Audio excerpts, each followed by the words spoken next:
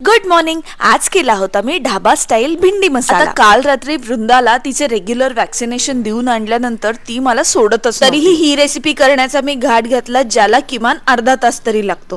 करूया रेसिपीला सुरुवात.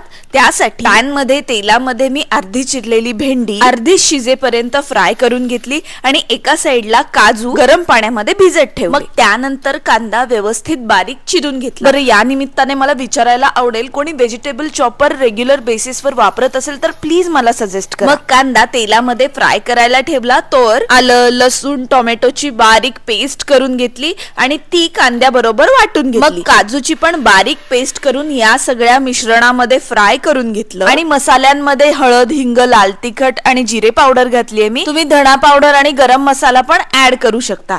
हे सगळं व्यवस्थित आधी फ्राय करून घ्यायचं. मग घालायचं मीठ आणि तळलेली भेंडी. मग एक उकळी आल्यानंतर किंवा भेंडी शिजल्यानंतर गॅस करायचा बंद आणि झाली आपली ढाबा स्टाईल भेंडी मसाला तयार. आता याबरोबर मस्तपैकी रोटी बनवण्याचा माझ्याकडे वेळ नव्हता म्हणून पोळी बरोबरच खाल्ली आहे. पण जिरा राईस बरोबर पण ही भाजी खूपच छान लागते. तुम्ही पण नक्की ट्राय करा. आता वृंदाला बरं वाटावं म्हणून मी तिला थोडं खाली फिरून आणलं, तर ही माझी दोन बाळं फुगून बसलेली. कोणाचं काय तर कोणाचं काय.